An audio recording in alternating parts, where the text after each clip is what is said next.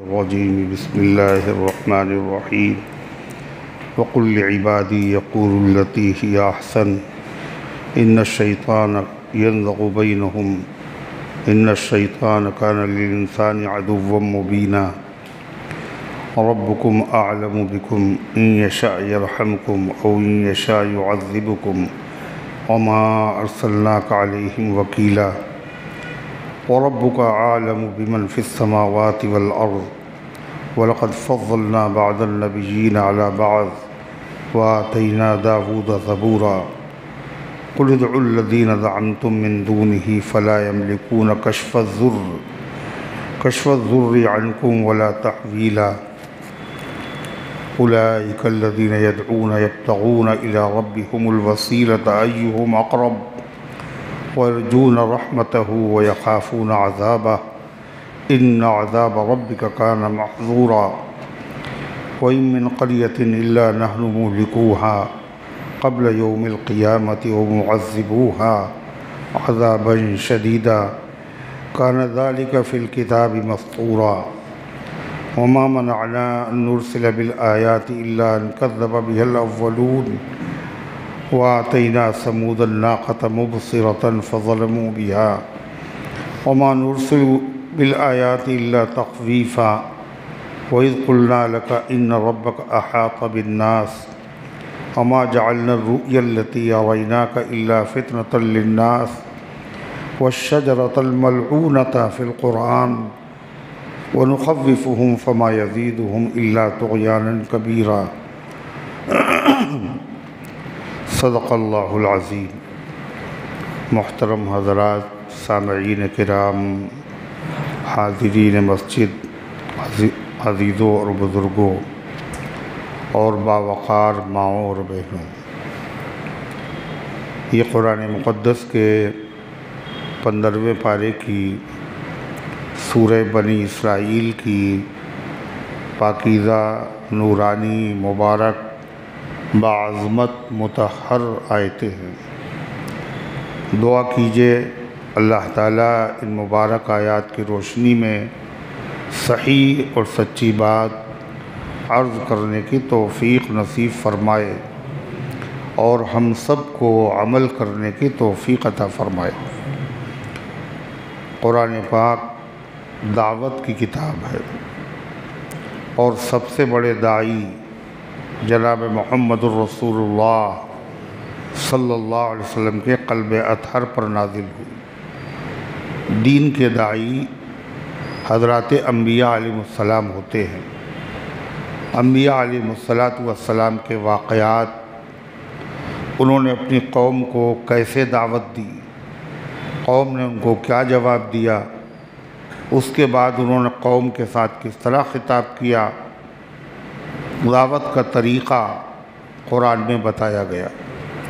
اگر اس کے مطابق دعوت دی جائے تو قبولیت کے چانسز ہوتے ہیں، اور اگر اس طریقے کے خلاف دعوت دی جائے تو پھر اثرات اچھے نہیں ہوتے۔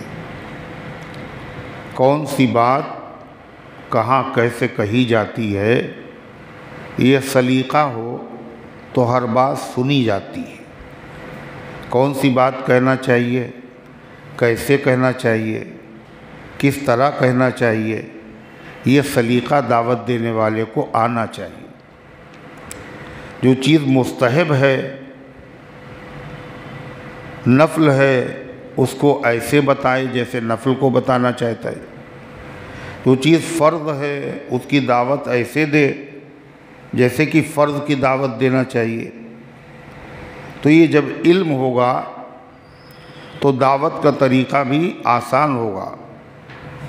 حضرت شیخ الاسلام مولانا شبیر احمد صاحب عثمانی رحمۃ اللہ علیہ فرماتے تھے کہ دعوت کے لیے 3 باتوں کی ضرورت ہے۔ ایک تو جو بات کہی جا رہی ہے وہ بات سچی ہو، اچھی ہو۔ دوسری بات یہ ہے جو آدمی بات کہہ رہا ہے اس کی نیت بھی سچی اور اچھی ہو۔ اور تیسری بات یہ ہے جو دعوت کا طریقہ ہے، کہنے کا طریقہ ہے، وہ طریقہ بھی اچھا اور سچا ہو تو اثرات ہوتے ہیں۔ اور تینوں میں سے اگر کہیں بھی کمی ہے، خرابی ہے، تو پھر دعوت کے جو اثرات ہونا چاہیے وہ مرتب نہیں ہوتے۔ ظاہر بات ہے انبیاء علیہ الصلاۃ سے زیادہ نیت کس کی اچھی ہوگی، طریقہ کس کا اچھا ہوگا، اور بات کس کی اچھی ہوگی۔ تو قرآن پوری دعوت کی کتاب، اس میں دعوت کا ایک اصول یہ بتایا گیا، جب کسی آدمی کو دعوت دو تو جو اس سے بات کہو وہ بات اچھی ہو، لہجہ نرم ہو، بات بھی نہایت آسان ہو، سمجھ میں بھی آئے، اور اس سے سامنے والا آدمی جو ہے متاثر ہو، متنفر نہ ہو۔ حضور صلی اللہ علیہ وسلم نے فرمایا بشرا ولا تنفرا، لوگوں کو خوشخبری سنانا، لوگوں کو نفرت نہ دلانا، یسرا ولا تعسرا، آسانیاں پیدا کرنا، لوگوں کو زحمت میں مبتلا نہ کرنا، جبھی دعوت پھیلے گی۔ حضرت معاذ ابن جبل رضی اللہ عنہ جلیل القدر صحابی ہیں، تو وہ نبی کریم علیہ السلام کے پیچھے عشاء کی نماز پڑھتے تھے۔ ظاہر ہے ہر آدمی چاہے گا کہ نبی ہیں تو نبی کے پیچھے نماز پڑھیں، اس کا درجہ بھی زیادہ۔ پھر نبی کریم علیہ السلام جب تلاوت کرتے ہوں گے تو کتنا مزہ آتا ہوگا، قرآن اور پھر نبی کی زبان سے۔ بڑی سے بڑی سورت اگر آپ پڑھتے تھے تو صحابہ کو بہت چھوٹی معلوم ہوتی تھی، جی چاہتا تھا کہ آپ اور پڑھیں۔ تو حضرت معاذ ابن جبل رضی اللہ عنہ عشاء کی نماز حضور کے پیچھے پڑھتے اور پھر اپنے محلے کی مسجد میں جا کے امام بنتے، یہاں پڑھ کے جاتے، وہاں جا کے امامت کرتے۔ حضور صلی اللہ علیہ وسلم کو اس کی خبر نہیں۔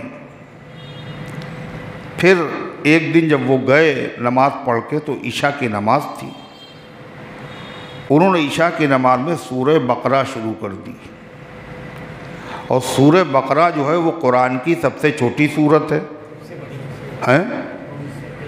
2.5 پارے۔ صحابہ کو تو قرآن پڑھنے میں مزہ آتا تھا، قرآن سننے میں مزہ آتا تھا، ان کو تو اس کی فکر ہی نہیں تھی، وہ تو غذا تھی ان کی۔ لیکن ایک صاحب انسان ہیں، آخر صحابہ تھے مگر انسان تو تھے، اور انسان کیا ہوگا جب وہ کام کرے گا، محنت کرے گا تو تھکن بھی ہوگی، اور جب تھکن ہوگی تو پھر اتنی بڑی سورت کا سننا اس کے لیے مشکل ہو جائے گا۔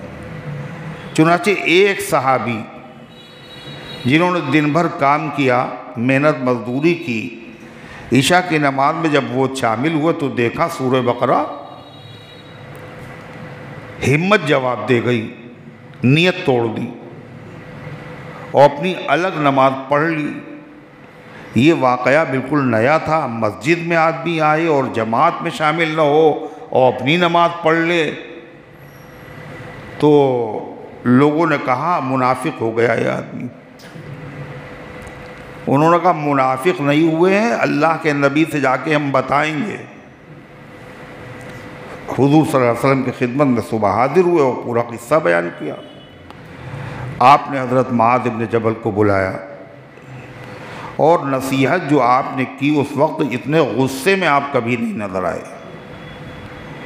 آپ نے جو جملہ فرمایا، معاذ ابن جبل اللہ کے نبی کے بڑے چہیتے صحابی، حضور نے ان سے کہا تھا معاذ مجھے تم سے محبت ہے، یہ وہ خوش نصیب صحابی ہیں، مگر بات اپنا ہو، چہیتا ہو یا غیر چہیتا ہو، جو بات نبی تو آئے تھے سچی بات سکھانے کے لیے۔ اس لیے آپ صلی اللہ علیہ وسلم نے فرمایا حضرت معاذ سے، افتانون انت یا معاذ، معاذ کیا لوگوں کو فتنے میں مبتلا کر دو گے؟ کیا لوگوں کو دین سے دور کر دو گے؟ کہ تمہیں اذا الشمس کورت، سبح اسم ربک الاعلی، اذا السماء انفطرت، واللیل اذا یغشی، یہ صورتیں یاد نہیں ہیں؟ عشاء کی نماز میں ایسی صورتیں پڑھنا چاہیے۔ پھر آپ نے فرمایا یا تو میرے پیچھے پڑھو یا وہاں پڑھاؤ۔ اس سے مسئلہ کیا پتہ چلا کہ جو حضور صلی اللہ علیہ وسلم کے پیچھے جب وہ نماز پڑھتے تھے، اگر آدمی ایک جگہ نماز پڑھ لے تو وہ فرض ادا ہو گئی، اب جب دوبارہ اس کو پڑھے گا وہ نفل ہوگی، وہ نفل ہوگی۔ جب اللہ کے نبی کے پیچھے پڑھ کے گئے تو ان کی تو فرض ہو گئی، اور وہاں جا کے پڑھا رہے ہیں تو نفل نماز، امام کی نفل اور مقتدیوں کی، اور فرض پڑھنے والے کی نماز نفل پڑھنے والے کے پیچھے ہوتی نہیں۔ ان کو اس کا علم نہیں تھا، یہ بالکل شروع زمانے کی بات ہے، ابتداء اسلام کی۔ غلطیاں ہوتی تھیں، ان کی اصلاح کی جاتی تھی۔ تو حنفیہ کے وہاں یہی مسئلہ ہے۔ دوسرے فقہا کے نزدیک نفل پڑھنے والے کے پیچھے فرض پڑھنے والے کی ہو جاتی۔ اس واقعے کے سنانے کا منشا یہ ہے کہ اللہ کے نبی نے ان سے کیا کہا کہ لوگوں کو فتنے میں مبتلا کر دو گے۔ آپ نے کہا خوشخبریاں سنایا کرو، نفرت نہ دلاؤ، آسانی پیدا کرو، دشواریوں میں سختیوں میں لوگوں کو مبتلا نہ کرو۔ الدین یسر، دین بڑا آسان ہے۔ اللہ تعالیٰ خود قرآن میں فرماتا ہے یرید اللہ بکم اليسر ولا یرید بکم العسر، اللہ آسانی کا ارادہ رکھتا ہے، اللہ تمہیں مشقت میں مبتلا کرنا نہیں چاہتا۔ اس لیے جب روزے فرض ہوئے تو کیا کہا؟ جو تم میں سے بیمار ہو یا وہ مسافر ہو تو روزہ نہ رکھے، لیکن بعد میں ان روزوں کی قضا کر لے۔ پھر قضا میں کیا کہا گیا؟ یہ نہیں رمضان ختم ہوا قضا شروع، رمضان گزرنے کے بعد پورا سال پڑا ہوا ہے، گنتی تمہیں پوری کرنا ہے، جتنے روزے چھوٹے تھے اتنے روزے رکھنا ہے، ضروری نہیں فوراً رکھیں، پورا سال پڑا ہوا۔ وَلِتُكْمِلُوا الْعِدَّةَ، تاکہ تم گنتی پوری کر لو بس۔ یہ آسانی ہے یا نہیں ہے؟ تو اللہ تعالیٰ فرماتا ہے وَقُلْ لِعِبَادِي يَقُولُوا الَّتِي هِيَ أَحْسَنُ، اے پیغمبر آپ میرے بندوں سے کہہ دیجئے جب وہ دین کی دعوت دیں تو ایسی بات کہیں الَّتِي هِيَ أَحْسَنُ، جو بہتر ہو، جو اچھی ہو، لہجہ ان کا سخت نہ ہو، غصہ دلانے والا نہ ہو۔ شرک میں لوگ مبتلا ہیں، اگر دین کی دعوت دیں گے تو وہ الٹی سیدھی باتیں کریں گے، مذاق اڑائیں گے، تانے دیں گے۔ تانے کو سننے کے بعد بھی آدمی بھڑکے نہیں، برداشت کرے، اور تانے کا جواب تانے سے نہ دے بلکہ نہایت خوبصورتی کے ساتھ دے۔ جب انبیاء علیہ السلام نے دین کی دعوت دی تو انہوں نے کیا کہا؟ مشرکین مکہ نے اور ان کی قوموں نے، ان کی امتوں نے نبیوں سے کیا کہا؟ ہم تو تمہیں گمراہ سمجھتے ہیں، انی اراک فی ضلال مبین، گمراہی ہے، یعنی نبی سے کہہ رہے تم گمراہ ہو، گمراہ خود تھے اور نبی سے کہہ رہے تم گمراہ ہو۔ نبی جواب میں کیا؟ لیس بی ضلالہ، میں گمراہ نہیں ہوں، میں اللہ کی طرف سے تمہیں پیغام سنانے آیا ہوں۔ کہیں کہہ دیا ہم آپ کو بے وقوف سمجھتے ہیں، نبی سے کہہ رہے ہیں، اور نبی سے زیادہ عقل مند کوئی نہیں ہوتا، اور نبی کو بے وقوف کہے، جو نبی کو بے وقوف کہے اس سے بڑا۔ مگر نبی غصے میں نہیں ہوئے، ہم لوگ ہوتے تو غصے میں بھر جاتے ہو، کیا کہتے؟ تم بے وقوف، تمہارے باپ تمہارے دادا سب بے وقوف تھے۔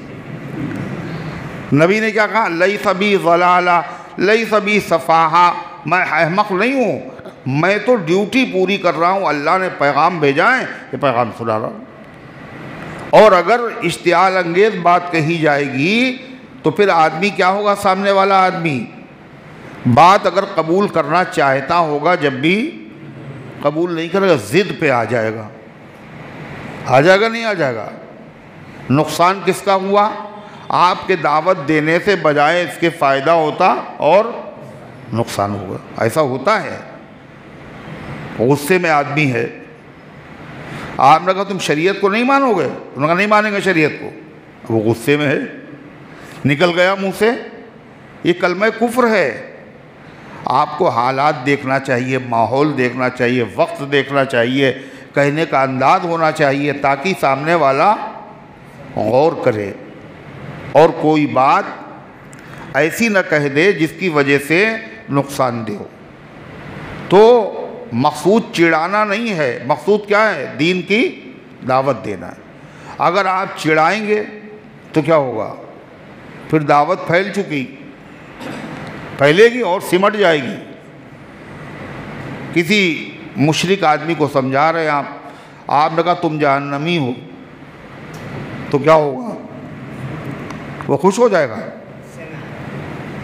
جہنمی مت کہو اسے، دوزخی نہ کہو، قاعدے سے پیار سے سمجھاؤ یہ ایسا نہیں ہے بلکہ ایسا ہے۔ باپ دادا کو نہیں معلوم تھا، تمہیں معلوم ہے، قرآن یہ کہہ رہا ہے۔ تو اللہ فرماتا ہے وَقُلْ لِعِبَادِي يَقُولُوا الَّتِي هِيَ أَحْسَنُ، کہہ دیجئے میرے بندوں سے جب وہ بات کہیں تو بات وہ کہیں جو بہتر ہو۔ إِنَّ الشَّيْطَانَ يَنزَغُ بَيْنَهُمْ، اور جب آدمی سچی بات کہتا ہے اور بالکل کلیئر اور صاف دو چار کی طرح، اور پھر بھی سامنے والا آدمی نہیں مانتا ہے تو دعوت دینے والے کو بڑی خوشی ہوتی ہے۔ کیا ہوتا ہے؟ غصہ آتا ہے، جھنجھلاتا ہے، اتنی صاف بات نہیں سمجھ میں آ رہی تمہارے، ہوتا ہے۔ تو اللہ فرماتا ہے سخت بات نہ کہنا، اگر تمہیں غصہ آ گیا تم نے سخت بات کہی تو سمجھ لیے یہاں شیطان موجود ہے۔ ان الشیطان ینزغ بینہم، شیطان سخت بات کہلوا کر تمہارے درمیان دشمنی پیدا کرنا چاہتا ہے، نفرت دلانا چاہتا ہے۔ سخت بات سے قلعہ نہیں فتح ہوتا، سخت بات سے ہدایت نہیں ملتی، سخت بات سے اور دوری پیدا ہوتی ہے۔ شیطان تمہارے درمیان فساد ڈلوانا چاہتا ہے۔ ان الشیطان کان للانسان عدوا مبینا، اس لیے کہ شیطان انسان کا کھلا ہوا دشمن ہے۔ ربکم اعلم بکم، پھر فرمایا تمہارا رب تمہارے بارے میں اچھی طرح جانتا ہے، تمہارا رب تمہارے بارے میں اچھی طرح جانتا ہے، کون مستحق ہے کون مستحق نہیں۔ وہ اگر مقدر میں ہدایت ہوگی تو ہدایت دے گا، نہیں ہدایت ہوگی تو ہدایت نہیں دے گا۔ ہدایت آپ کے جھنجھلانے سے نہیں ملے گی، ہدایت کیسے ملے گی؟ اللہ کی مشیت سے ملے گی۔ کیا کہا؟ ربکم اعلم بکم، تمہارا رب تمہیں خوب اچھی طرح جانتا ہے۔ ان شاء یرحمکم، اگر چاہے گا تمہارے اوپر رحم فرمائے گا اور دین کی بات تمہاری سمجھ میں آ جائے گی اور قبول کرنے کی اللہ توفیق دے دے گا۔ وَأَوْ يَشَاء يُعَذِّبُكُمْ، یا اگر اللہ چاہے گا تو توفیق نہیں دے گا، ہدایت نہیں ملے گی۔ ہدایت کا ملنا اور نہ ملنا یہ اللہ کی مشیت پر موقوف ہے، یہ آپ کی دعوت کا اثر نہیں ہے۔ سمجھ رہے ہیں؟ آپ چاہیں زبردستی کسی کو ہدایت دے دیں، یہ نہ آپ کا کام ہے نہ آپ کی ذمہ داری ہے۔ اللہ کیا کہہ رہا ہے اپنے نبی سے؟ وَمَا أَرْسَلْنَاكَ عَلَيْهِمْ وَكِيلًا، اے پیغمبر ہم نے آپ کو ان لوگوں کے لیے ہدایت کا ذمہ دار بنا کر نہیں بھیجا ہے کہ آپ ان کو ہدایت دیں۔ ہم نے آپ کو بشیر بنا کے بھیجا، نذیر بنا کے بھیجا، جو مانے خوشخبری سنا دیجئے، جو نہ مانے بتائیے اس کے نتیجے اچھے نہیں ہوں گے، یہ بتا دیجئے۔ وَمَا أَرْسَلْنَاكَ عَلَيْهِمْ وَكِيلًا، ہم نے آپ کو ان کا ذمہ دار نہیں بنایا۔ کاہے کا ذمہ دار؟ ہدایت کا، کہ ان کو ہدایت دے کے چھوڑیں، اس لیے کہ ہدایت دینا آپ کا کام ہے ہی نہیں۔ ہدایت دینا کس کا کام ہے؟ اللہ کے نبی کاہے کے لیے آئے تھے؟ اللہ کے نبی کاہے کے لیے آئے تھے؟ ہدایت کے لیے۔ ایک سوال ہے، اللہ کے نبی کاہے کے لیے آئے تھے؟ ہدایت۔ اور اللہ کہہ رہا ہے ہدایت دینا آپ کا کام بھی نہیں ہے۔ پھر کیا مطلب ہوا اس کا؟ قرآن نازل ہوا ہدایت کے لیے، نبی بھیجے ہدایت کے لیے، اللہ کہہ رہا مگر آپ ہدایت دے نہیں سکتے، پھر بھیجا کاہے کے لیے؟ نہیں سمجھے؟ ارے سمجھے کیا؟ سنا ہی نہیں تو سمجھو گے کیا؟ غور سے سنا نہیں۔ نبی آتے ہیں کاہے کے لیے؟ ہدایت کے لیے۔ قرآن نازل وہ ہدایت کے لیے، اللہ کرے مگر آپ ہدایت نہیں دے سکتے۔ مطلب کیا ہے اس کا؟ ہدایت کے دو معنی ہیں۔ ایک ہدایت کے معنی ہیں راستہ دکھانا، دوسرے ہدایت کے معنی ہے منزل تک پہنچا دینا۔ نبی کو جو اللہ نے ہدایت کے لیے بھیجا، کتابیں جو اللہ نے ہدایت کے لیے نازل کی، یا ہدایت سے مراد ہے راستہ دکھانا۔ آپ کو راستہ دکھانے کے لیے بھیجا ہے۔ منزل پر پہنچانا یہ آپ کا کام نہیں، یہ کس کا ہے؟ یہ اللہ کا کام۔ سمجھ رہے ہیں آپ؟ اسی لیے ایک جگہ اللہ نے فرمایا اِنَّكَ لَا تَهْدِي مَنْ أَحْبَبْتَ وَلَكِنَّ اللَّهَ يَهْدِي مَنْ يَشَاءُ۔ اے پیغمبر جس کو آپ چاہیں ہدایت دے دیں، ایسا نہیں ہے۔ اللہ جس کو ہدایت دے گا اسی کو ہدایت ملے گی۔ تو اللہ کہہ رہا تمہاری سخت بات سے ہدایت تو ملے گی نہیں، تو پھر سخت بات کہنے سے فائدہ کیا؟ ہدایت دینا تو اللہ کا کام۔ اللہ فرماتا ہے وَرَبُّكَ أَعْلَمُ بِمَنْ فِي السَّمَاوَاتِ وَالْأَرْضِ، اور آپ کا پروردگار خوب جانتا ہے ان سب کو جو آسمانوں میں ہیں اور جو زمین میں ہیں۔ آسمانوں میں کون ہے؟ فرشتے۔ اور زمین میں کون ہے؟ انسان، جن، جانور سب ہیں۔ اللہ اللہ جانتا ہے خوب جو آسمانوں میں جو زمین میں ہیں، اور یہ بھی جانتا ہے کون ان میں سے نبی بنانے کے لائق ہے اور کون نبی بنانے کے لائق نہیں۔ لہذا جس کے اندر لیاقت تھی اللہ نے اسے نبی بنایا۔ اللہ کو مشورہ دینے کی ضرورت نہیں ہے کہ اے اللہ آپ نے ایسے آدمی کو نبی بنایا جو نہ بادشاہ ہے، ایک یتیم ہے، نہ دولت مند ہے، نہ باغ اس کے پاس ہے، مالدار آدمی کو نبی بناتے کہ اللہ کو مشورہ دے رہا ہو تم۔ اللہ خوب جانتا ہے آسمان والوں کو بھی زمین والوں کو بھی، اور ان کو بھی جانتا ہے جو نبی بننے کے لائق ہیں، ان کو بھی جانتا ہے جو نبی بننے کے لائق نہیں ہیں۔ اور اللہ یہ بھی جانتا ہے کہ نبیوں میں کس نبی کو دوسرے نبی پر فضیلت دی جائے۔ سارے نبی درجے میں برابر نہیں ہیں، لہذا اللہ تبارک و تعالیٰ جانتا ہے اس نے کس کو نبی بنایا، محمد الرسول اللہ صلی اللہ علیہ وسلم کو بنایا۔ آپ کے اندر لیاقت تھی، صلاحیت تھی، استعداد تھی، اور اسی طریقے سے اللہ تعالیٰ نے آپ کو نبی بنایا اور سب سے افضل نبی بنایا۔ سارے نبی برابر نہیں ہیں۔ تِلْكَ الرُّسُلُ فَضَّلْنَا بَعْضَهُمْ عَلَىٰ بَعْضٍ، یہ رسول ہیں جن میں سے ہم نے بعض کو بعض پر فضیلت عطا فرمائی ہے۔ اللہ نے سارے نبی تمام انسانوں اور جنوں سے افضل، فرشتوں سے افضل، لیکن نبیوں میں درجے برابر نہیں ہیں۔ تمام نبیوں میں سب سے افضل 5 نبی ہیں۔ کئے نبی ہیں؟ 5۔ ان کو کہا جاتا اولو العزم من الرسل، اولو العزم پیغمبر۔ یہ اولو العزم پیغمبر کون کون ہیں؟ نوح علیہ السلام، ابراہیم علیہ السلام، موسیٰ علیہ السلام، عیسیٰ علیہ السلام، اور جناب محمد الرسول اللہ صلی اللہ علیہ وسلم۔ سب سے افضل حضور پاک صلی اللہ علیہ وسلم۔ آپ کے بعد ابراہیم علیہ السلام، ابراہیم علیہ السلام کے بعد موسیٰ علیہ السلام، موسیٰ علیہ السلام کے بعد عیسیٰ علیہ السلام، مگر سب سے افضل کون ہے؟ جناب محمد الرسول اللہ صلی اللہ علیہ وسلم۔ اللہ فرماتا ہے تمہارا رب خوب جانتا ہے ان کو جو آسمانوں میں ہے اور جو زمین میں ہے۔ وَلَقَدْ فَضَّلْنَا بَعْضَ النَّبِيِّينَ عَلَىٰ بَعْضٍ، اور ہم نے بعض نبیوں کو بعض نبیوں پر فضیلت عطا فرمائی۔ ایک حدیث میں ہے لا تفضلوا بین الانبیاء، نبیوں میں آپس میں ایک دوسرے کو فضیلت نہ دیا کرو، نبیوں میں آپس میں ایک دوسرے کو فضیلت نہ دیا کرو۔ اور یہاں کیا کہا؟ ہم نے بعض نبیوں کو بعض نبیوں پر فضیلت دی ہے، اور حضور کیا ہیں؟ سب سے افضل ہیں۔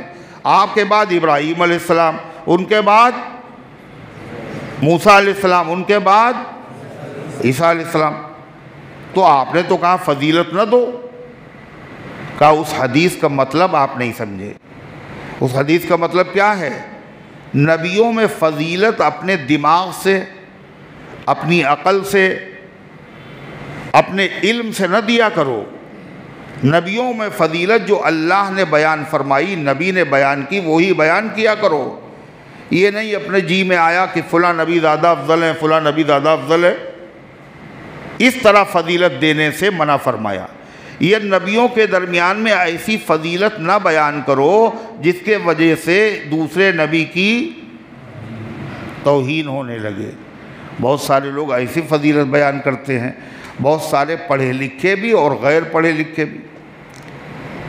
چنانچہ ایک صاحب کہنے لگے، وہ بہت بڑے آدمی ہیں، انہوں نے کتاب لکھی ہے، ایک بہت بڑی مشہور کتاب ہے۔ کہنے لگے کہ نوح علیہ السلام میں رحم نہیں تھا۔ اب بتائیے، اللہ کے نبی رحمت للعالمین ہیں اور نوح علیہ السلام میں رحم نہیں تھا، یہ کیا ہے؟ نبی کی توہین ہے نا۔ نوح علیہ السلام میں کتنا رحم تھا؟ کیوں رحم نہیں تھا؟ انہوں نے بد دعا کی۔ کیا بد دعا کی؟ رب لا تذر علی الارض من الکافرین دیارا، اے اللہ زمین پر ایک کافر کو بھی زندہ نہ چھوڑیے۔ مگر اللہ کے بندے، انہوں نے یہ دعا کی کب؟ یہ بھی تو سوچو، ایک ہفتے سمجھانے کے بعد بد دعا کر دی تھی نا۔ کتنے سال سمجھایا؟ 950 سال۔ اور قوم نے کتنا مارا، کتنی اذیتیں دی، 3 نسلیں ان کے سامنے گزر گئیں۔ اور بد دعا کب کی انہوں نے؟ جب اللہ کی طرف سے بتا دیا گیا کہ اب کوئی ایمان نہیں لائے گا۔ تو کہہ رہے نوح میں رحم نہیں تھا، یہ کیا ہے؟ حسن ایسا کہ یوسف غلامی کریں، یہ کیا ہے؟ یوسف علیہ السلام کی توہین۔ نبی کریم علیہ السلام کے مقابلے میں یوسف علیہ السلام کی توہین ہے۔ یہ یوسف غلامی کرے، وہ پیغمبر ہیں۔ جیسے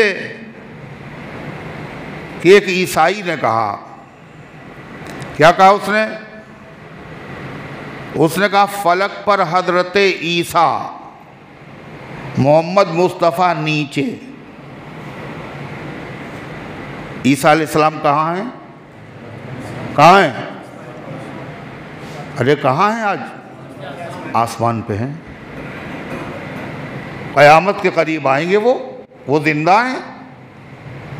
کہنے لگا فلک پر حضرت عیسیٰ، محمد مصطفیٰ نیچے۔ وہ کیا کہنا چاہتا ہے؟ عیسیٰ کا درجہ بڑا ہے اور محمد صلی اللہ علیہ وسلم کے رتبے کو گھٹانا چاہتا ہے۔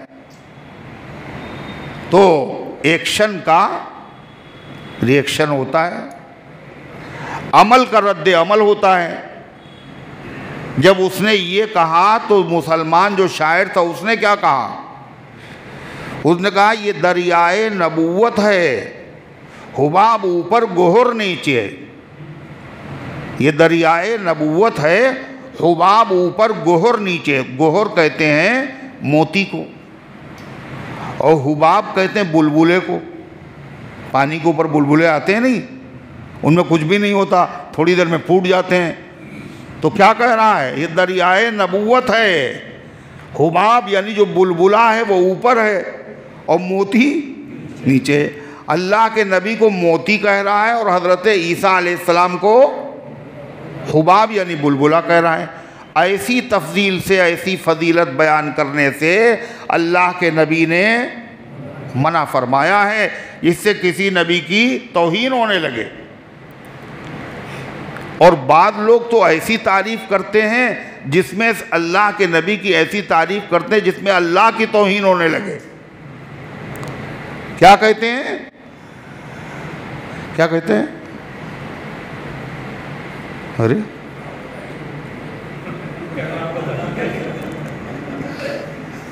کہتے ہیں اللہ کے دامن میں بس اس کے سوا کیا ہے؟ لینا ہے جو ہم لے لیں گے دربار محمد سے۔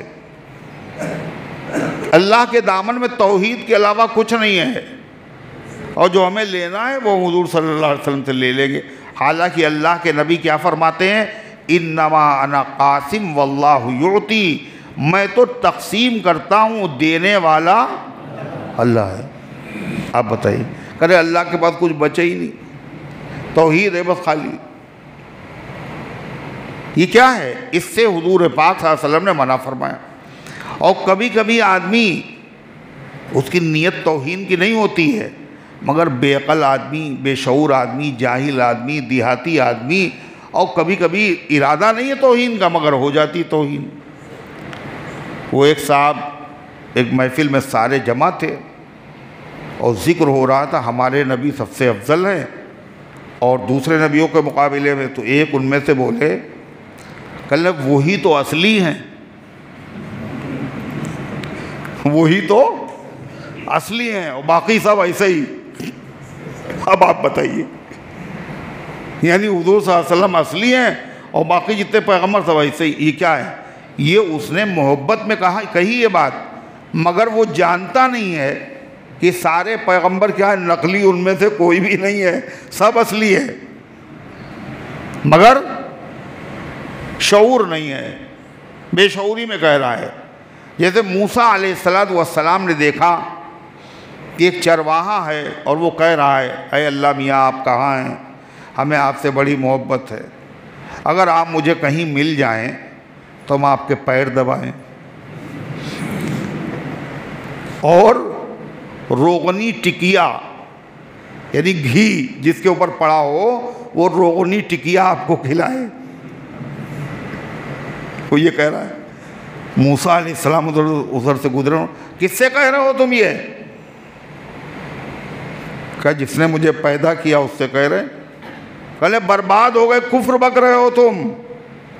اب وہ تو بیچارہ گریبان پھاڑ کے چلا گیا جنگل میں۔ ارے اب تک ہم کفر بکتے رہے، اللہ کی شان میں گستاخی کرتے رہے، ہم تو سمجھ رہے تھے یہ محبت ہے۔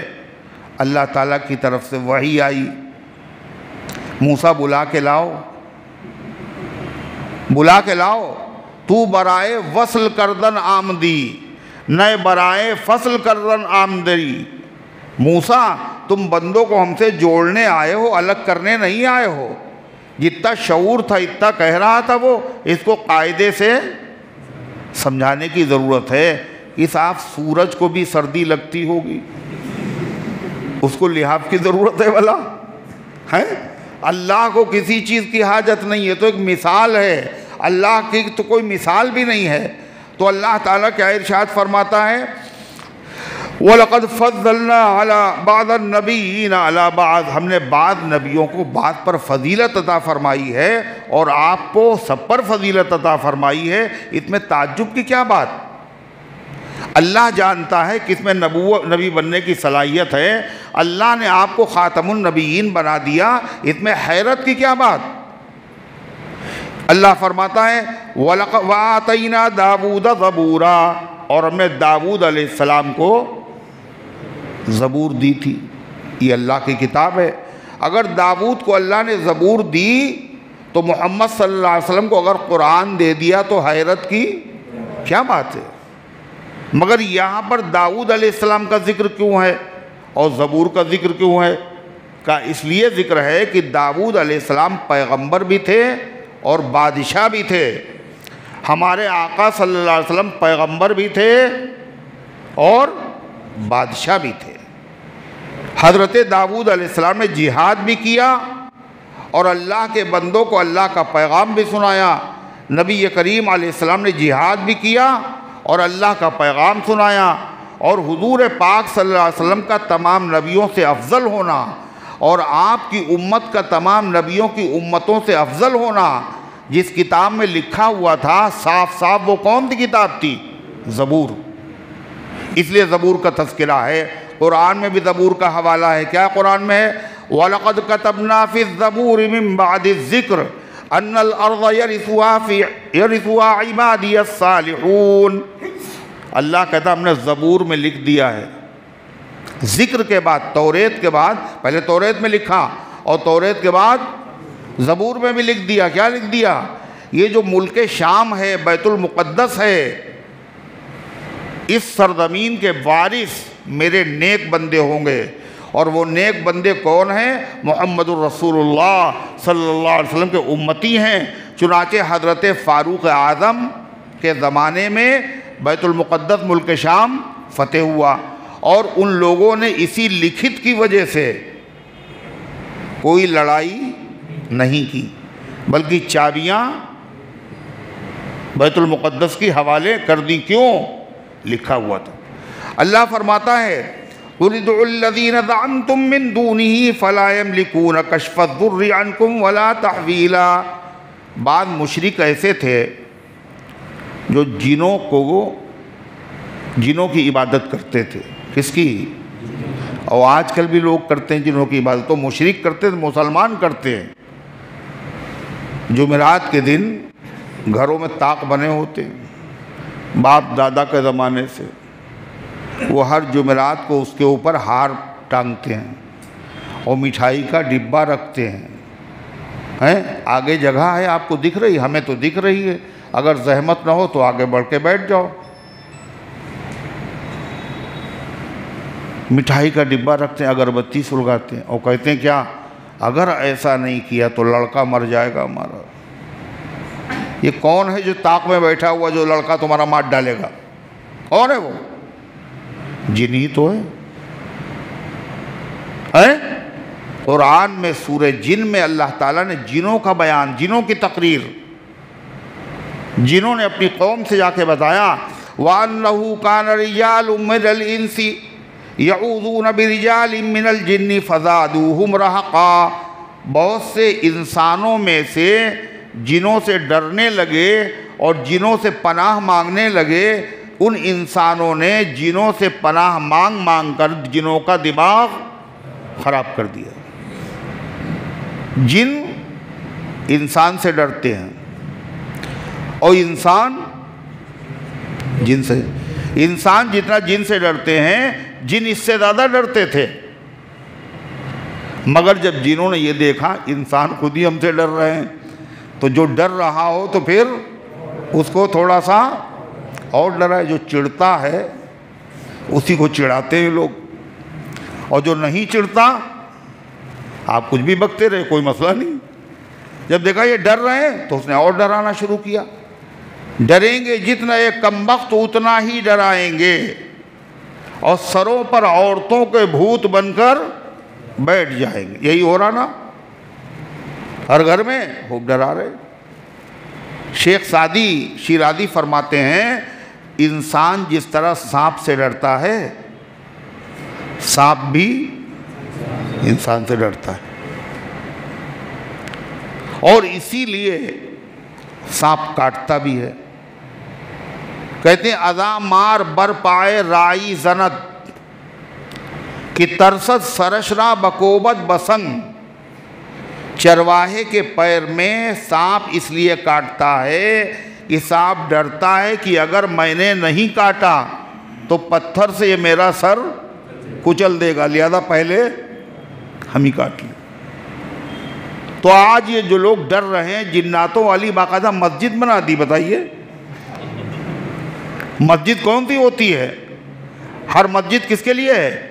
ان المساجد للہ فلا تدعوا مع اللہ احدا۔ مسجدیں سب اللہ کی ہیں، وہاں اللہ کے علاوہ کسی کو مت پکارو۔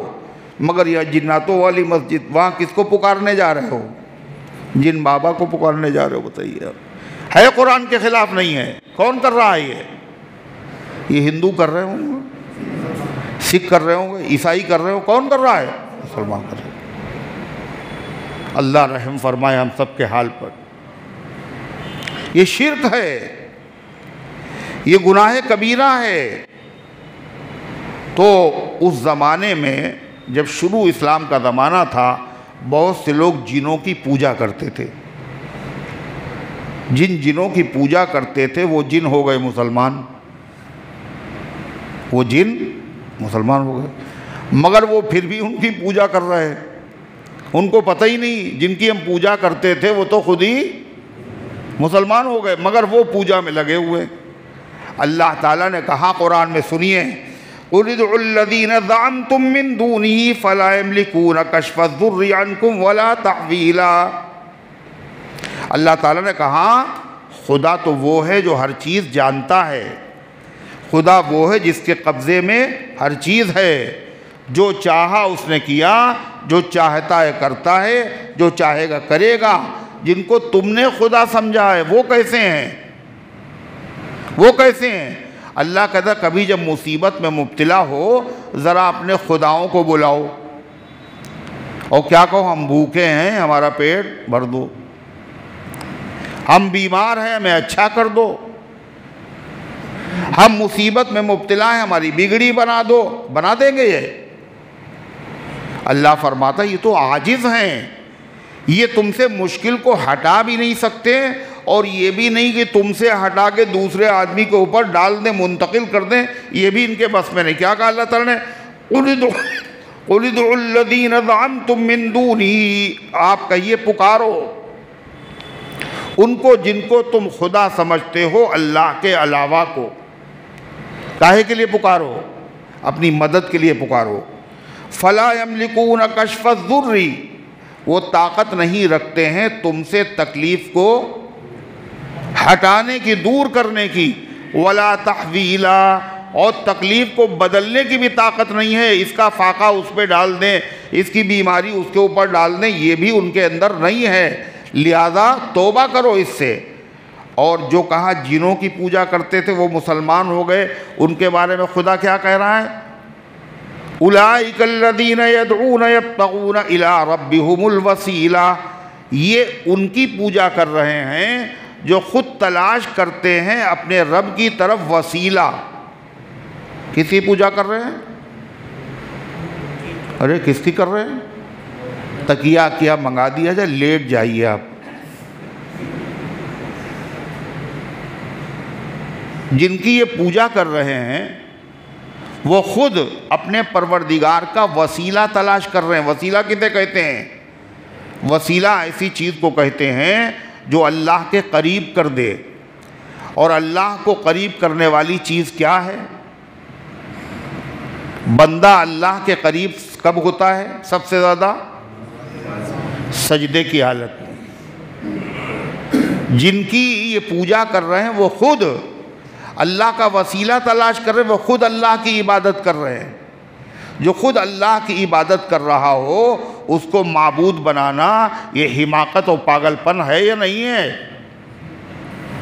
جتنے بھی بزرگ ہیں جو اللہ کے قریب ہیں، جتنے بھی اللہ کے قریب ہیں، شیخ عبدالقادر جیلانی، نظام الدین اولیاء، حضرت شامینہ، خواجہ اجمیری اور باعزید بستامی، جتنے بھی ہیں، اور صحابہ، جو جتنے زیادہ بڑے بزرگ ہیں یہ سب اللہ کے قریب ہیں۔ اور اللہ کے قریب بنے کیسے؟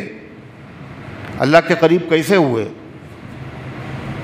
بولو نا، اللہ کے قریب کیسے پہنچے؟ عبادت کے ذریعے سے۔ یہ سب رات میں تہجد پڑھنے والے، اشراق پڑھنے والے، اوابین پڑھنے والے، صلاۃ التسبیح پڑھنے والے، جو خود اللہ کی عبادت کر رہا ہو اس کو معبود سمجھنا یہ کتنی بڑی حماقت ہے۔ فرمایا اولئک الذین یدعون یبتغون الی ربہم الوسیلہ، اور یہی وہ ہیں الذین یدعون، جن کو یہ پکارتے ہیں اور جن کی یہ عبادت کرتے ہیں، وہ لوگ کیا ہیں؟ یبتغون، خود تلاش کرتے ہیں، الی ربہم الوسیلہ، اللہ تعالیٰ کے لیے تقرب کا ذریعہ، ایہم اقرب، وہ کوشش کرتے ہیں کہ ہم میں سے کون اللہ کے زیادہ قریب ہو جائے۔ لہذا ان خداؤں کو راضی کرنے کی ضرورت نہیں، جس کو یہ راضی کر رہے ہیں اس کو راضی کرنے کی ضرورت ہے۔ وَيَرْجُونَ رَحْمَتَهُ وَيَخَافُونَ عَذَابَهُ، اور جتنے اولیاء اللہ ہیں یہ سب اللہ تعالیٰ کی عبادت کیوں کر رہے ہیں؟ اللہ کی رحمت مل جائے۔ کیوں عبادت کر رہے ہیں؟ اللہ کے عذاب سے بچ جائیں۔ وہ اللہ کے عذاب سے ڈر رہے ہیں اور تم ان سے ڈر رہے ہو۔ وہ اللہ کی رحمت سے امید رکھتے ہیں اور تم ان سے امید رکھتے ہو۔ وہ کیا چیز ہے جو اللہ کے خزانے میں نہیں ہے، جو تم اللہ جو خود محتاج ہو تم ان سے مانگ رہے ہو؟ اللہ کے علاوہ جتنے بھی ہیں سب کے سب کیا ہیں؟ محتاج۔ کس کے محتاج؟ اللہ کے محتاج۔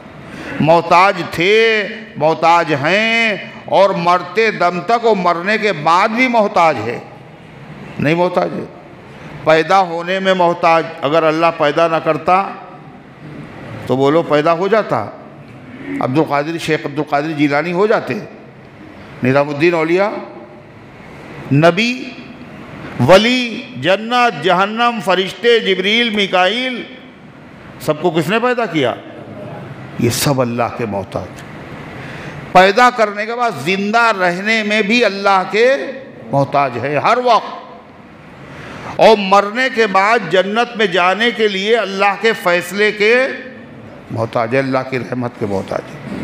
آپ نے فرمایا حضور سب سے بڑی شخصیت اللہ کے نبی کی ہے، آپ سے بڑا خدا کے خدائی میں کوئی بھی نہیں۔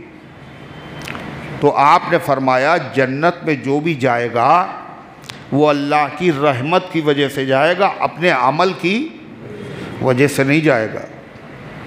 تو صحابہ نے کہا حضور کیا آپ بھی اپنے عمل کی وجہ سے نہیں جائیں گے؟ آپ نے فرمایا ہاں، اگر اللہ کی رحمت مجھے چھپا نہ لے تو میں بھی جنت میں نہیں جا سکتا۔ جب اللہ کے نبی جن کے صدقے میں کائنات بنی، ولیوں کو ولایت ملی، نبیوں کو نبوت ملی، جب وہ اللہ تعالیٰ کی رحمت کے محتاج ہیں تو بتاؤ کون بچا جو محتاج نہ ہو؟ اور جو محتاج ہو وہ معبود نہیں ہو سکتا۔ اس کی عبادت کرنا کیا ہے؟ حماقت ہے۔ اللہ تعالیٰ فرماتا ہے ان عذاب ربک کان محذورا، بے شک آپ کا پروردگار کا جو عذاب ہے وہ ڈرنے کی چیز ہے۔ چاہے جتنا بڑا آدمی ہو، چاہے جتنا بڑا تہجد گزار ہو، چاہے جتنا بڑا ولی کامل ہو، سب ڈرتے ہیں اللہ سے، نہیں ڈرتے؟ جو جتنا اللہ کے قریب ہے اتنا ہی اللہ سے ڈرتا ہے۔ حضور صلی اللہ علیہ وسلم نے صحابہ سے کیا کہا؟ انی اخشاکم للہ واتقاکم، میں تم سب سے زیادہ اللہ سے ڈرنے والا ہوں اور اللہ کا خوف رکھنے والا ہوں۔ حضرت فاروق اعظم کتنا ڈرتے تھے بولو؟ اور نیکیاں کتنی ہیں؟ ستاروں کے برابر۔ جنت میں حضور نے محل دیکھا ہے فاروق اعظم کا۔ میرے بعد کوئی نبی ہوتا تو عمر ہوتے، اور عمر کہتے ہیں کاش کہ مجھے میری ماں نے پیدا ہی نہ کیا ہوتا، مجھے جنا نہ ہوتا۔ حضرت عمر کا آخر وقت ہے، ڈر رہے۔ ایمان کی علامت ہے کہ اللہ سے ڈر بھی ہو اور اللہ سے امید بھی ہو۔ حضرت عمر کہتے تھے میرے خوف کا حال تو یہ ہے اگر قیامت کے دن آواز آئے کہ ایک آدمی جہنم میں جائے گا صرف، تو میں اللہ سے اتنا ڈرتا ہوں میں سمجھوں گا وہ میں ہی ہوں۔ اور اگر قیامت کے دن یہ آواز آئے صرف ایک آدمی جنت میں جائے گا، اللہ سے مجھے امید اتنی ہے میں سمجھوں گا وہ میں ہوں۔ جب تک آدمی کے دل میں ڈر اور امید یہ دونوں کا بیلنس نہ ہو، جب تک آدمی کے مزاج میں اعتدال نہیں پیدا ہوتا، وہ سیدھے راستے پر قاعدے سے چل نہیں سکتا۔ وہ کب چلے گا؟ جب اس کے دل میں اللہ کا خوف ہو اور اللہ کی رحمت سے امید بھی ہو۔ اللہ تبارک و تعالیٰ نے ارشاد فرمایا وَإِن مِّن قَرْيَةٍ إِلَّا نَحْنُ مُهْلِكُوهَا قَبْلَ يَوْمِ الْقِيَامَةِ أَوْ مُعَذِّبُوهَا۔ کر لو کفر اور کر لو شرک، دیکھو کافروں کی کوئی بستی ایسی نہیں ہے کہ قیامت کے آنے سے پہلے ہم اسے برباد نہ کرتے۔ یا تو دنیا میں برباد کر دیں گے، اور اگر دنیا میں ہم نے اس کو عذاب میں مبتلا نہ کیا تو پھر قیامت کے دن تو پھر عذاب ہونا ہی ہونا ہے۔ وَإِن مِّن قَرْيَةٍ کوئی بستی ایسی نہیں ہے إِلَّا نَحْنُ مُهْلِكُوهَا مگر جس کو ہم خراب کر دیں گے قبل یوم القیامہ قیامت سے پہلے، او مُعَذِّبُوهَا عَذَابًا شَدِيدًا یا ہم اسے سخت عذاب میں مبتلا کریں گے۔ اور اللہ فرماتا ہے یہ بات ہوائی نہیں ہے، كَانَ ذَلِكَ فِي الْكِتَابِ مَسْطُورًا، یہ بات اللہ کی کتاب میں پہلے سے لکھی ہوئی ہے۔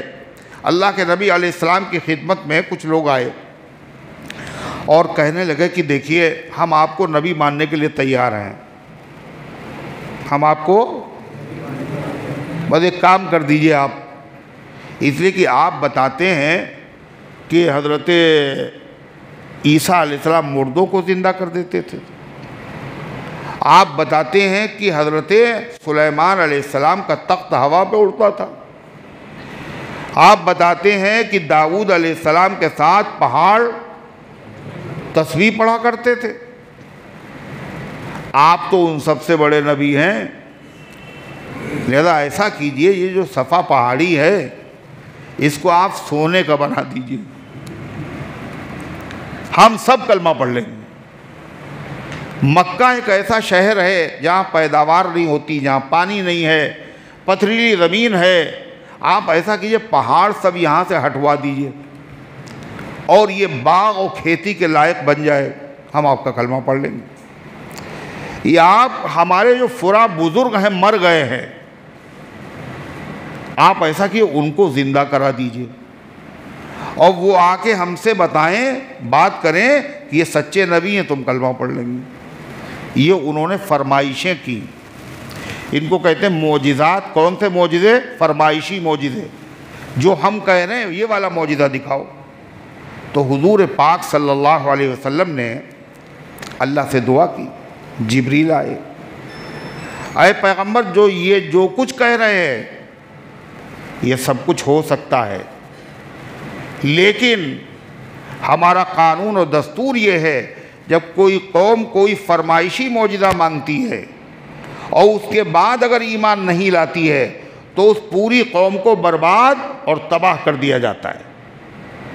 آپ کیا چاہتے ہیں؟ معجزہ دکھائیں اور یہ مانیں گے نہیں، برباد کر دیے جائیں گے، یا پھر ان کو زندہ رہنے دیا جائے اور بعد میں ہو سکتا ہے یہ ایمان لے آئیں؟ آپ نے فرمایا نہیں، معجزہ مجھے نہیں چاہیے۔ اللہ تعالیٰ کو حضور کی امت کو ایک دم سے برباد کرنا نہیں تھا، اس لیے اللہ کہہ رہا ہے یہ جو ان کے فرمائشی معجزے ہیں ان میں سے ہر معجزہ ہم دکھا سکتے ہیں، میرے لیے کچھ مشکل نہیں ہے، مگر یہ معجزے ہم بھیجیں گے نہیں۔ کیوں نہیں بھیجیں گے؟ کیوں نہیں بھیجیں گے؟ ہمیں پتہ ہے یہ معجزے اگر بھیج دیے گئے جب بھی یہ ظالم مانیں گے نہیں، اور جب مانیں گے نہیں تو پھر اللہ کا عذاب آ جائے گا، اور ہم آپ کی وجہ سے آپ کی امت کو ایک دم سے ہلاک کرنا نہیں چاہتے۔ سنیے کیا کہہ رہا خدا، وَمَا مَنَعَنَا، اور ہم نے ہمارے لیے مانع اور رکاوٹ نہیں ہے، ان نرسل بالآیات، کی ہم بھیج دیں وہی نشانیاں وہی معجزے جو یہ لوگ مانگ رہے ہیں، مگر ہمارے لیے رکاوٹ کیا ہے؟ ان کذب بها الاولون، کہ ایسے معجزوں کو پہلی قوموں نے جن کو ایسے معجزے دیے گئے انہوں نے کیا کیا؟ ان کو مانا نہیں، جھٹلا دیا، اور جب جھٹلا دیا تو ان کو برباد کر دیا گیا، اور ہم ان کو برباد کرنا نہیں چاہتے۔ اللہ ایک مثال بھی پیش کر رہا ہے، کیا؟ فرمائشی معجزے کی، وَآتَيْنَا ثَمُودَ النَّاقَةَ مُبْصِرَةً، ہم نے قوم سمود کو ناقہ اونٹنی عطا کی تھی۔ کیا کہا تھا انہوں نے کہا تھا ایسی بات کہو جو یہ کر ہی نہ سکیں، اس لیے اونٹنی پیدا ہوتی ہے ہاتھی سے، اونٹ سے، اور بکری پیدا ہوتی ہے بکری سے، اور گدھا گدھے سے، کہنے لگے اگر آپ سچے نبی ہیں تو پہاڑ کی چٹان سے اونٹنی پیدا کر دیجئے، اگر پہاڑ کی چٹان سے اونٹنی پیدا ہو جائے تو ہم سب کلمہ پڑھ لیں گے، نہ یہ کر پائیں گے نہ ہم کلمہ پڑھیں گے۔ حضرت صالح علیہ السلام نے دعا کی اللہ سے، اور پہاڑ کی چٹان سے بڑی قداور اونٹنی برآمد ہوئی، اتنی بڑی پورا محلہ پورا قبیلہ اس کے دودھ سے سیراب ہوتا تھا، ڈیل ڈول ایسا جدھر چلی جائے سارے جانور دیکھ کے بھاگ کھڑے ہو، پانی پینے جائے تو اکیلے سارے کنویں کا پانی پی جائے، مگر یہ لوگ اونٹنی دیکھنے کے بعد بھی ایمان نہیں لائے۔ صالح علیہ السلام نے کہا اب ٹھیک ہے ایمان نہیں لائے، مگر اس کے ساتھ کوئی حرکت نہ کرنا، اگر تم نے ذرا سی چھیڑ چھاڑ کی تو اللہ کے عذاب کو دعوت دے دی۔ مگر بدنصیبی کی رات مسلط تھی، انہوں نے اونٹنی کو ذبح کر دیا، اور پھر صالح علیہ السلام کو بھی مارنے کا منصوبہ بنایا۔ صالح علیہ السلام نے کہا 3 دن کے مہمان ہو، کل صالح کہہ رہے 3 دن کے ہم مہمان ہیں، چلو 3 دن سے پہلے صالح کو بھی ذبح کر دیں۔ وہ گئے، اور جو ان کی مسجد تھی ابھی قریب نہیں پہنچے، ایک چٹان اوپر سے آئی، اور جتنے تھے سب دب کے ختم ہو گئے۔ اور پھر 3 دن کے بعد اللہ کا عذاب آیا، ایک دن چہرے سفید ہوئے، ایک دن سرخ ہوئے، ایک دن کالے ہوئے، اور سب کے سب ختم ہو۔ اللہ کہہ رہا ہے یہ جو صفا پہاڑ ہے سونے کا بن سکتا ہے، اور مکے کے پہاڑ بھی ہٹ سکتے ہیں، ہر معجزہ دکھا سکتے ہیں، مگر ہمارے لیے مانے کیا، ہم دکھا کیوں نہیں رہے ہیں؟ ہمیں آخری پیغمبر کی امت کو عذاب سے ہلاک کرنا نہیں ہے، پوری امت کو۔ یہ مسلمان ہو جائیں گے، یہ نہیں ہوں گے تو ان کی اولادیں مسلمان ہوں گی۔ یہی ہوا نہیں ہوا؟ اگر ابو جہل مسلمان نہیں ہوا تو ابو جہل کے بیٹے اکرمہ رضی اللہ مسلمان ہو گئے۔ ولید ابن مغیرہ مسلمان نہیں ہوا تو کیا ہوا؟ خالد سیف من سیف اللہ، اللہ کی تلوار، یہ کون ہے؟ ولید ابن مغیرہ کے بیٹے مسلمان ہو گئے۔ عبداللہ ابن ابی منافقوں کا سردار، یہ تو منافق ہی رہا، منافقوں کا سردار رہا، اس کے بیٹے عبداللہ جو تھے وہ مخلص ایمان والے بن گئے۔ تو اللہ تعالیٰ کیا فرماتا ہے؟ وَآتَيْنَا ثَمُودَ النَّاقَةَ مُبْصِرَةً، اور ہم نے عطا کی تھی اونٹنی جو آنکھیں کھولنے کے لیے کافی تھی، ایسا معجزہ تھا۔ فَظَلَمُوا بِهَا، انہوں نے اس اونٹنی پر ظلم کیا۔ وَمَا نُرْسِلُ بِالْآيَاتِ إِلَّا تَخْوِيفًا، اور اے پیغمبر یہ جو ہم نشانیاں دکھاتے ہیں، اللہ کے نبی نے معجزات دکھائے، فرمائشی معجزات نہیں دکھائے، مگر معجزات تو حضور نے سب سے زیادہ دکھائے ہیں۔ چاند کے 2 ٹکڑے، جانور بول رہا ہے، بات کر رہا ہے، پتھر کلمہ پڑھ رہا ہے، درخت چلا آ رہا ہے، گو گواہی دے رہی ہے، سنگریزے کلمہ پڑھ رہے ہیں، تھوڑا سا کھانا سارے لوگ پیٹ بھر رہے ہیں، ذرا سا پانی لشکر کے لیے کافی ہو رہا ہے، بہت معجزے دکھائے۔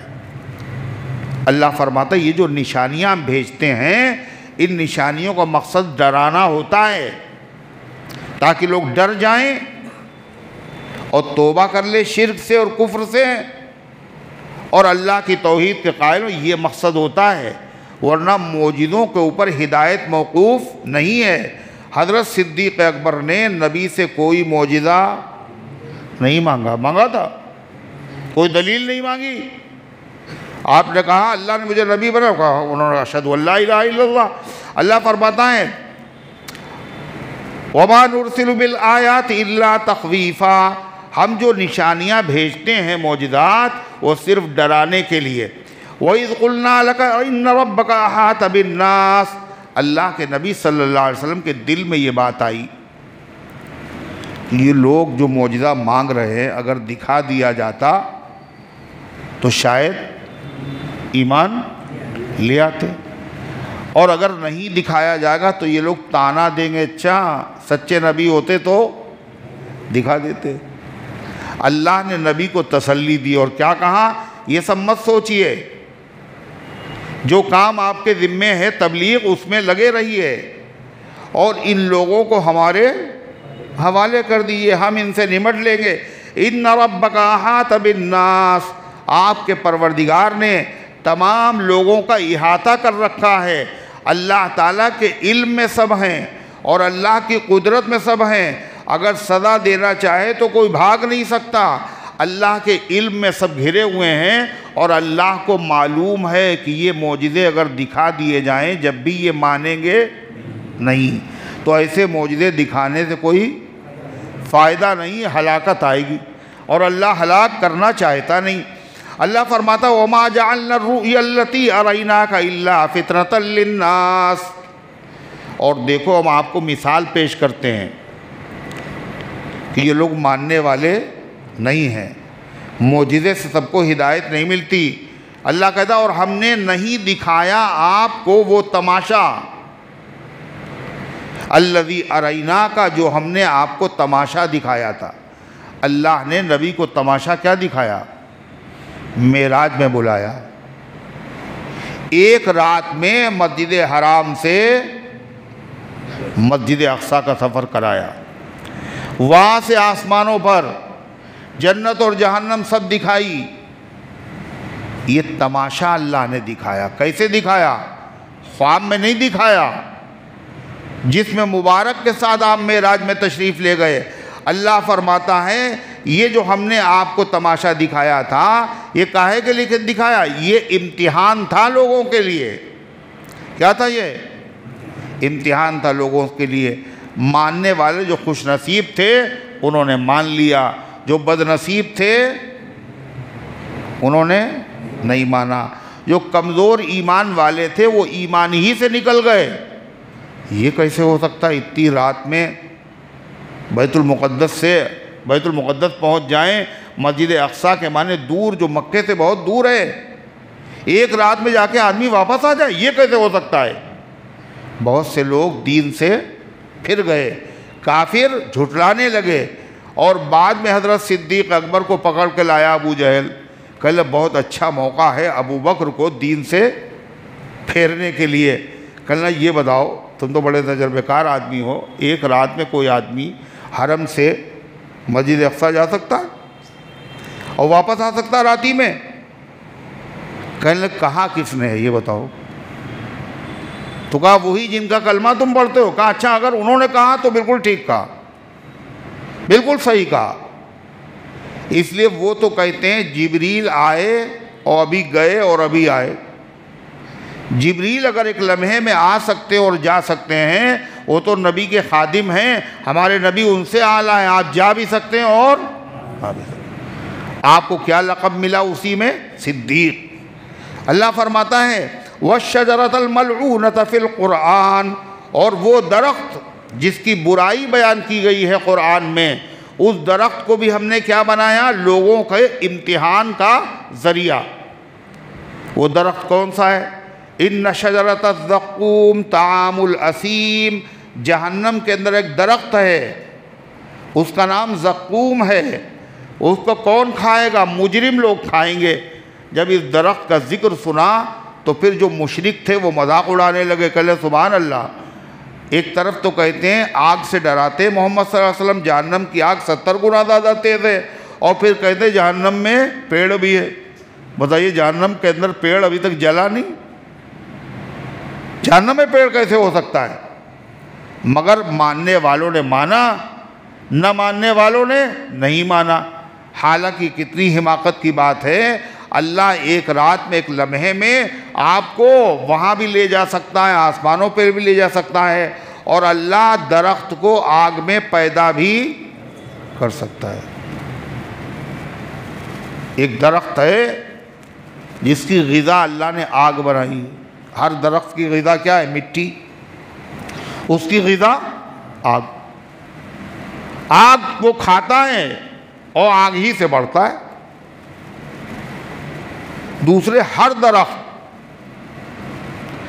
درخت میں اللہ نے آگ رکھی ہے، وہ ہرا ہرا درخت ہے مگر اس میں آگ ہے۔ عرب میں دو درخت ایسے تھے، مرخ اور عفار. اس زمانے میں دیا سلائی تو تھی نہیں، نہ ماچسیں تھیں نہ لائٹر تھے. وہ درخت کی شاخیں مسواک کی طرح کاٹ کے اپنے سامان میں رکھ لیتے تھے، اور جہاں کہیں ان کو آگ جلانا ہوتی تھی وہ گیلی شاخیں، تر شاخیں، ان کو رگڑتے تھے اور اس سے آگ نکلتی تھی، کھانا بناتے تھے. آپ بتائیے جو ہرے درخت میں اللہ آگ رکھ سکتا ہے وہ آگ میں درخت کو نہیں رکھ سکتا. اللہ تعالیٰ نے فرمایا وَنُخَوِّفُهُمْ فَمَا يَزِيدُهُمْ إِلَّا طُغْيَانًا كَبِيرًا، اور ہم ان کو ڈراتے رہے مگر یہ ظالم بجائے ڈرنے کے اور سرکشی میں بڑھتے ہی رہے. جن کا عالم یہ ہو سرکشی کا، ایسے لوگوں کو اگر فرمائشی معجزہ دکھا دیا جائے تو آپ سمجھتے ہیں یہ مان لیں گے؟ بولو، یہ نہیں مانیں گے.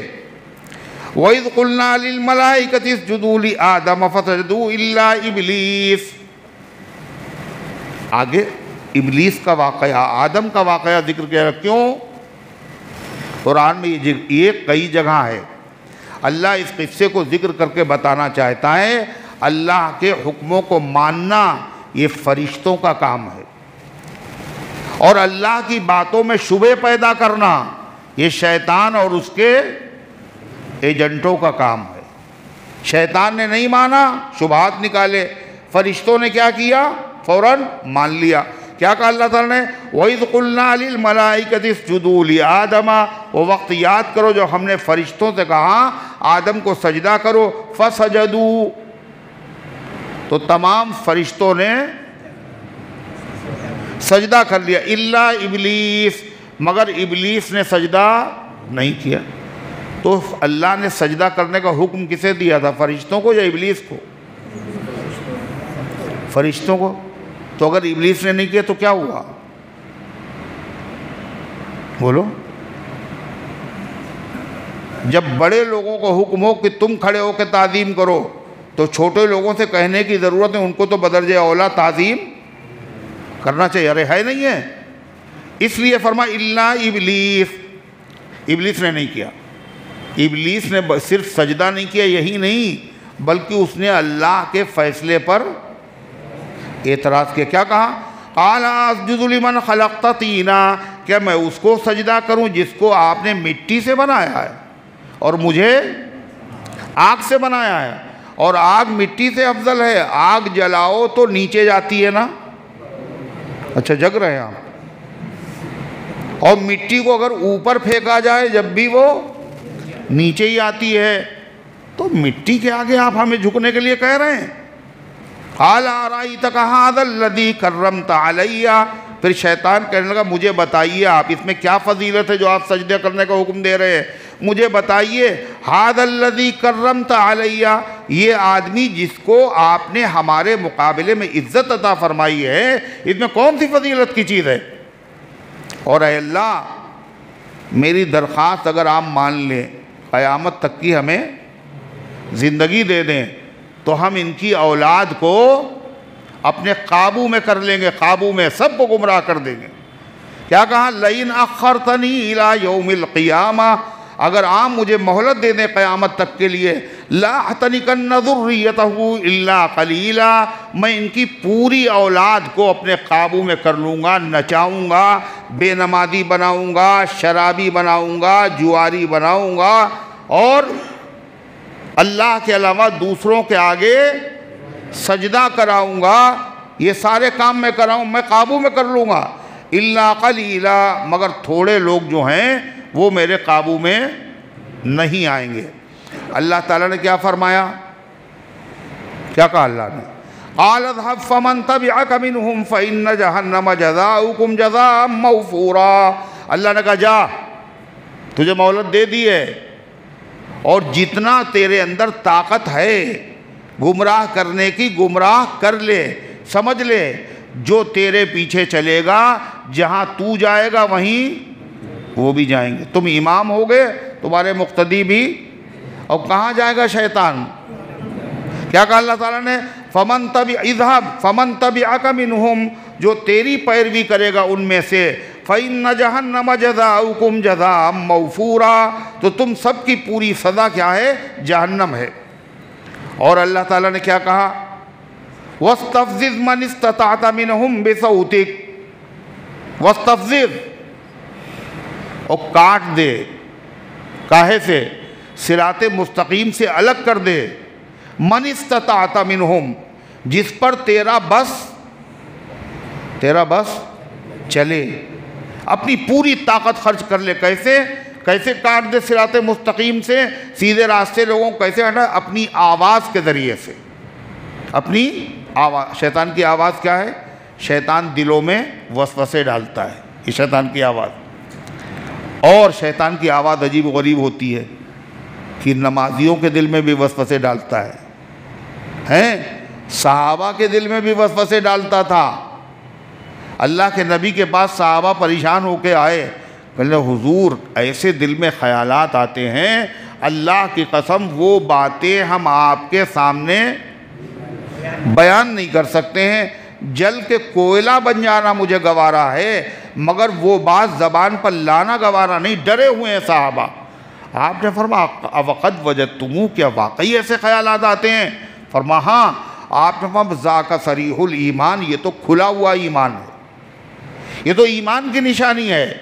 شیطان ڈاکو ہے، اور ڈاکہ ڈالنے والا وہی ڈاکہ ڈالتا جہاں مال ملنے کی کوئی امید نہ ہو۔ اچھا، تو شیطان جو ہے جتنا زور لگاتا کس پہ لگاتا ہے؟ ایمان والوں پہ لگاتا ہے۔ اس لیے وہ جانتا ہے جتنے کافر ہیں، یہودی ہیں، مشرک ہیں، یا جو لوگ گناہوں میں لت پت ہیں، یہ تو سب پہلے سے میرے ہیں ہی۔ جو اپنے ہیں ان کو اپنا بنانے کی کیا ضرورت؟ جو اپنے قابو میں نہیں، محنت ان پہ کرنا چاہیے۔ ہم تو یوں بھی تیرے ہیں، ہم تو یوں بھی تیرے ہیں، ہم پر جادو ٹونا کیا؟ ہمیں اپنا منانے کے لیے محنت کرنے کی ضرورت نہیں۔ تو اللہ تعالیٰ فرماتا ہے اپنی آواز کے ذریعے سے ان کو صراط مستقیم سے تم اگر ہٹا سکتے ہو تو ہٹا لو۔ شیطان کی آواز شیطان کے وسوسے ہیں، اور وسوسے عجیب و غریب چیز ہیں۔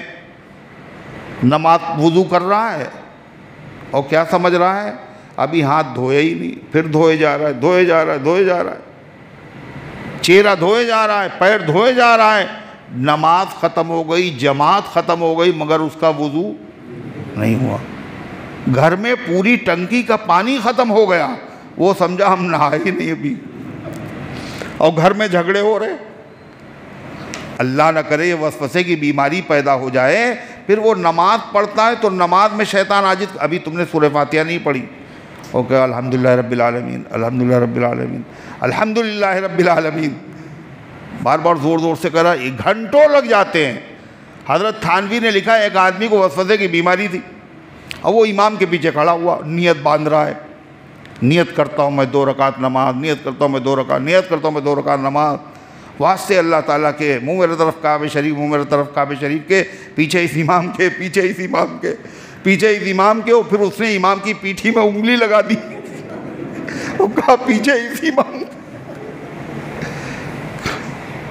یہ قابل رحم ہے ایسے لوگ۔ ان وسوسے کی بیماریوں کا علاج دنیا میں کہیں نہیں ہے، اس کا علاج اللہ کے نبی نے فرمایا اعوذ باللہ السمیع العلیم من الشیطان الرجیم 3 مرتبہ۔ پھر سورہ حشر کی آخری آیتیں هو اللہ الذی سے لے کے عزیز الحکیم تک 1 مرتبہ جو آدمی پڑھے گا وسوسے کی بیماری سے بچ جائے گا۔ اللہ ہم سب کی حفاظت فرمائے۔ دوسرے شیطان کی آواز کیا ہے؟ جتنے گانے و بجانے ہیں، میوزک، ساز، یہ سب کیا ہیں؟ شیطان کی آوازیں ہیں۔ جہاں یہ آوازیں ہوتی ہیں وہاں شیطان ہوتا ہے، اور جہاں شیطان ہوتا ہے وہاں برکت بہت ہوتی ہے نا۔ کاروبار بڑا خراب ہے صاحب، مگر زردوزی کا کارخانہ، اور فل آواز میں وہاں گانے بج رہے ہیں، گاڑی چلا رہے گانے بج رہے، کان کے اندر لگائے ہوئے ہیں ایئر فون اور گانے سن رہے ہیں۔ یہ کون کر رہا ہے؟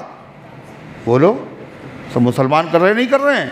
یہ اللہ کہہ رہا ہے جاؤ جس کو صراط مستقیم سے تم ہٹا سکتے ہو ہٹا لو اپنی آواز کے ذریعے سے۔ وَأَجْلِبْ عَلَيْهِمْ بِخَيْلِكَ وَرَجِلِكَ، اور اے شیطان ان کے اوپر اپنے پیادے اور اپنے سوار چڑھا لاؤ۔ جو لشکر ہوتا ہے، فوج ہوتی ہے، اس میں کچھ لوگ پیدل ہوتے ہیں، کچھ لوگ سوار ہوتے ہیں۔ جو سوار ہوتے ہیں ان کو کہتے ہیں راکب، جو پیدل ہوتے ہیں انہیں کہتے ہیں پیادہ۔ تو قرآن نے کیا کہا؟ اور اے شیطان جس کے تیرے جتنے پیادے ہیں، جتنے تیرے سوار ہیں، سب کو چڑھا لا۔ کاہے کے لیے؟ میرے بندوں کو گمراہ کرنے کے لیے۔ وَشَارِكُهُمْ فِي الْأَمْوَالِ وَالْأَوْلَادِ، اور ساجھا کر ان کے مال میں، ان کی اولاد میں۔ شریک بن جاؤ، پارٹنر بن جاؤ ان کے مال میں اور اولاد میں۔ ہر وہ مال جو حرام طریقے سے کمایا جائے اس میں پارٹنر کون ہوتا ہے؟ حرام جگہ خرچ کیا جائے پارٹنر کون ہوتا ہے؟ سود۔ سود میں پارٹنر کون ہوتا ہے؟ رشوت۔ یہ مال کے اندر شرکت ہے۔ مال ہیں جو جانور تھے ان کو بتوں کے نام پر کیا کر دیا گیا؟ وقف کر دیا گیا۔ یہ کیا ہے؟ شیطان کو پارٹنر بنا لیا گیا۔ اولاد میں پارٹنر بناؤ۔ اولاد میں پارٹنر کیسے ہوتا ہے؟ حرام جو اولاد ہوتی ہے زنا کے نتیجے میں، اس میں پارٹنر کون ہوتا ہے؟ شیطان ہوتا ہے۔ اولاد میں شرکت کیسے ہوتی شیطان کی؟ اولاد کا نام دیا اللہ نے، اور نام کیا رکھ دیا؟ عطائے وارث۔ کیا رکھ دیا؟ مولا بخش۔ کیا نام رکھ دیا؟ بولو کس کا؟ عطا غریب نواز کا دیا ہوا، حسین بخش، علی بخش، علی کا دیا ہوا، حسین کا دیا ہوا۔ نام کس نے دیا؟ دیا کس نے؟ اللہ نے۔ یہ سب غلط نام رکھ کے شیطان کیا کرتا ہے؟ اولاد میں پارٹنر بن جاتا ہے۔ اولاد بیمار ہو گئی، ہر جگہ جواب دے دیا گیا۔ لوگوں نے کہا فلاں مزار پہ چلے جاؤ کچھوچا شریف میں، اور وہاں جا کر کے اس کو سجدہ کراؤ، ٹھیک ہو جائے گی۔ یہ سجدہ جو کرایا ہے اور آدمی نے کہا سب کر لیا، یہ بھی کر لیتے ہیں۔ یہ کیا ہے؟ اولاد میں پارٹنر بننا۔ اللہ نے شیطان سے کہہ دیا وَأَجْلِبْ عَلَيْهِمْ بِخَيْلِكَ وَرَجِلِكَ، اور چڑھا لا ان پر اپنے پیادے اور اپنے فوج۔ شیطان کے پیادے و فوج کون ہے پتہ ہے؟ کفر کی حمایت میں جتنے لڑنے والے لوگ ہیں، کفر، شرک، بت، ان کی حمایت میں دنیا میں کتنے لوگ لڑنے والے ہیں؟ آج جتنے جھگڑے اور لڑائیاں ہو رہی ہیں مذہب کے نام پر، یہ کیا ہے؟ یہ جتنے پیادے ہیں، یہ سوار ہیں، یہ سب کے سب شیطان کے فوجی ہیں، لشکری ہیں۔ لے آؤ سب کو اور ساجھا کرو ان کے مال میں اور اولاد میں۔ وعدہم، اور اے شیطان تم ان سے وعدے کرو، کھاتے رہو پیتے رہو، قیامت کچھ نہیں، حساب کتاب کچھ نہیں۔ یہ خالی لوگ بالکل ڈرانے کے لیے بیوقوف بنانے کے لیے کہتے ہیں۔ لوگ کہتے ہیں نہیں کہتے ہیں؟ یعدہم، اور وعدے کرو۔ وما یعدہم الشیطان الا غرورا، اور شیطان جو بھی وعدہ کرتا ہے وہ کیا کرتا ہے؟ دھوکے کا ہوتا ہے، فریب کا ہوتا ہے، جھوٹا ہوتا ہے۔ اللہ نے آخر میں کیا کہا؟ اے شیطان تیرا جتنا بس چلے بندوں کو گمراہ کرنے میں لگا دے زور، مگر ایک بات یاد رکھنا، ان عبادی لیس لک علیہم سلطان، میرے کچھ خاص بندے ایسے ہیں جن کے اوپر تیری حکومت، تیرا زور، تیرا داؤں نہیں چلے گا۔ ان میں ایک بہت بڑے بندے کون ہیں؟ جن کا نام لے کے اللہ کے نبی نے فرمایا عمر، جس راستے سے تم گزرتے ہو شیطان وہ راستہ بدل دیتا ہے۔ شیطان عمر پہ شیطان کا قابو کیا چلے گا؟ شیطان تو راستہ تک بدل دیتا ہے۔ اور آپ نے فرمایا میں نے انسانی شیطانوں کو دیکھا اور جنوں میں سے شیطانوں کو دیکھا، یہ دونوں عمر کے سائے سے بھاگتے تھے، بھاگتے ہیں، بھاگتے رہیں گے۔ جنوں میں سے شیطان تو تم نے دیکھے نہیں ہوں گے، مگر انسانوں میں سے شیطان دیکھے؟ ارے دیکھے تم نے؟ مسلم تم نے دیکھا ہے؟ ارے انسانوں میں شیطان دیکھیں،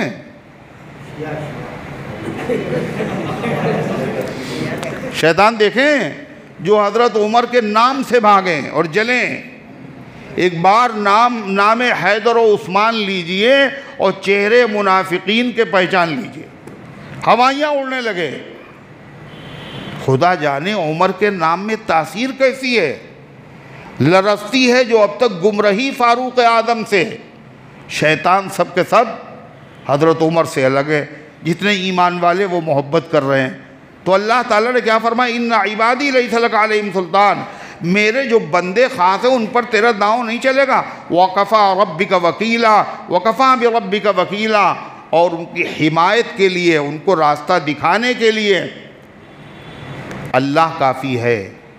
جو اللہ پر بھروسہ کرتے ہیں اور سب کچھ میں، ہر چیز میں اللہ ہی کو حوالے کر دیتے ہیں، شیطان کا داؤں ان پر نہیں چل سکتا ہے، اور اگر چل بھی جاتا ہے تھوڑی دیر کے لیے، ٹھوکر لگتی فوراً خدا کو یاد کرتے ہیں، توبہ کر لیتے ہیں۔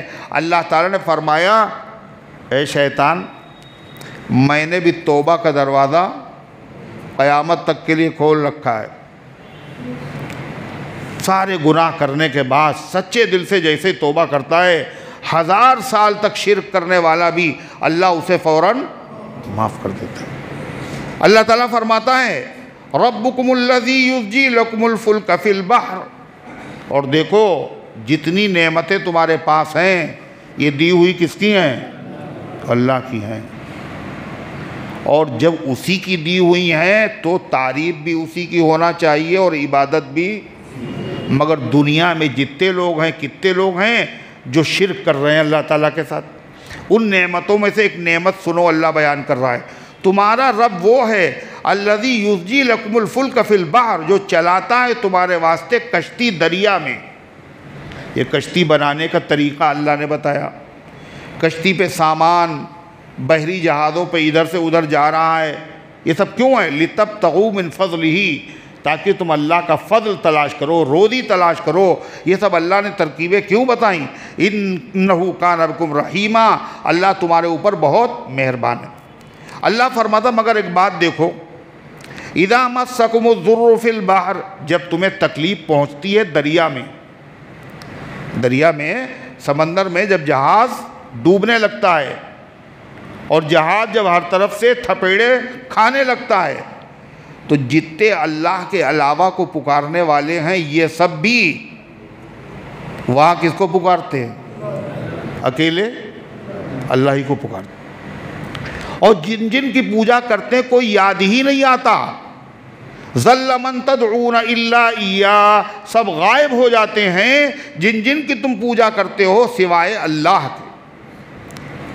حضرت اکرمہ ابو جہل کے بیٹے جب مکہ فتح ہوا، یہ تو بھاگ کھڑے ہوئے، حضور کا سامنا نہیں کریں گے، اور کشتی میں بیٹھ گئے، اور آ گیا طوفان۔ ملا بولا اوپر والے کو پکارو، وہی اگر چاہے گا تو بچ سکتے ہو۔ اکرمہ نے کہا اگر اوپر والا یہاں بچا سکتا ہے تو خشکی میں بھی اوپر والا ہی بچا سکتا ہے۔ اور یہی محمد صلی اللہ علیہ وسلم کہتے ہیں، اے مالک اگر تو نے طوفان سے ہمیں بچا لیا تو میں محمد صلی اللہ علیہ وسلم کے ہاتھ پر ہاتھ جا کے رکھ دوں گا۔ طوفان ٹھہر گیا، حضرت اکرمہ آئے اور فوراً انہوں نے اسلام۔ اللہ فرماتا ہے فَلَمَّا نَجَّاكُمْ إِلَى الْبَرِّ، مگر ذرا بےہودگی دیکھو، ناشکری۔ جب اللہ تمہیں بچا کر لے آتا ہے خشکی میں، سمندر میں جہاز ڈوب رہا تو خدا کو بلا رہے تھے، اللہ میاں نے طوفان ختم کر دیا، جیسے ہی خشکی میں قدم رکھا پھر اللہ کو فوراً بھول گئے، اور پھر وہی رفتار بے ڈھنگی جو پہلے تھی وہ اعرضتم، تم نے اللہ سے اعراض کر منہ موڑ لیا۔ وَقَانَ الْإِنسَانُ كَفُورًا، انسان بڑا ناشکرا ہے۔ اللہ فرماتا کتنا مشرک احمق ہوتا ہے۔ مشرک جتنے ہوتے ہیں کیا ہوتے ہیں؟ احمق ہوتے ہیں۔ اگر احمق نہ ہوتا تو خدا کے علاوہ غیر اللہ سے مدد نہ مانگتا۔ اللہ فرماتا سمندر سے بچ کے آیا اور سمجھ رہا ہے کہ سمندر پہ اللہ کی حکومت تھی اور خشکی میں اللہ کی حکومت نہیں ہے۔ ارے اللہ نے وہاں سے بچا لیا، پھر شرک کرو گے اللہ خشکی میں بھی تمہیں دھسا سکتا ہے۔ اس نے قارون کو نہیں دھسایا؟ آمنتم ان یخسف، بکم جانب البر، کہ تم بے خوف ہو گئے کہ اللہ خشکی کے اندر تمہیں دھسا دے، وہ بھول گئے خدا کو، او یرسل علیکم حاسبا، یا نہ دھسائے، اوپر سے اللہ پتھر برسا دے، اور پتھر بھی کیسے، اولے نہیں، باقاعدہ پتھر برسا دے جیسے قوم سمود کے اوپر اللہ نے برسائے، ثم لا تجدوا لکم وکیلا، پھر تم نہ پاؤ اپنا کوئی نگہبان، کوئی مددگار، کوئی بچانے والا۔ دوسری بات، سمندر سے نکلے تھے، خشکی پہ آئے تھے، وہاں گڑ گڑا رہے تھے، اللہ سے مدد مانگ رہے تھے، اب خشکی پہ آئے، اب سمجھ رہے ہیں تھوڑی ہم ڈوبیں گے، اللہ تعالیٰ سے کیا بعید ہے اللہ پھر تمہیں کوئی ضرورت تمہاری پیدا کر دے اور پھر تم سمندر کا سفر کرو اور پھر سے اللہ تعالیٰ تمہاری کشتی کو ڈبو دے۔ ام انتم ان یعیدکم فیہ تارۃ اخری، کیا تم بے خوف ہو گئے اللہ تمہیں دوبارہ لے جائے سمندر میں، فیرسل علیکم قاصفا، اور پھر اللہ بھیج دے قاصفا من الریح، ہوا کا ایک سخت جھونکا، فیغرقکم بما کفرتم، پھر اللہ تمہیں ڈبو دے تمہارے کفر کی وجہ سے، ثم لا تجدوا لکم علینا بہ تبیعا، اور پھر تم ہمارے خلاف، تم اللہ تبارک و تعالیٰ کے خلاف کوئی انتقام لینے والا، مدد کرنے والا، بدلہ لینے والا تمہیں نصیب نہیں ہوگا۔ وَلَقَدْ كَرَّمْنَا بَنِي آدَمَ وَحَمَلْنَاهُمْ فِي الْبَرِّ وَالْبَحْرِ، بھئی یہیں سے رہنے دیجیے، اللہ تعالیٰ ان گزارشات کو قبول فرمائے، عمل کرنے کی توفیق عطا فرمائے۔ محمد آصف، ان کا انتقال ہو چکا ہے، اللہ تعالیٰ ان کی مغفرت فرمائے، تمام مرحومین کی مغفرت فرمائے۔ امامہ، ابو صالح، ابو حمزہ، عائشہ، یہ سب بیمار ہیں، اللہ تعالیٰ ان سب کو اور تمام بیماروں کو اللہ تعالیٰ شفاء کاملہ عاجلہ مستمرہ دائمہ عطا فرمائے۔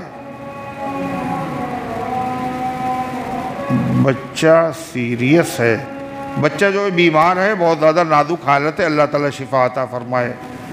معراج جہاں کھو گئی ہیں، اللہ تعالیٰ ان کو عافیت کے ساتھ اپنے گھر والوں تک خیریت کے ساتھ پہنچا دے، اور جتنے بھی گمشدہ لوگ ہیں اللہ تعالیٰ سب کو وارثین و مستحقین اور اعزاء اقربا کے پاس پہنچا دے۔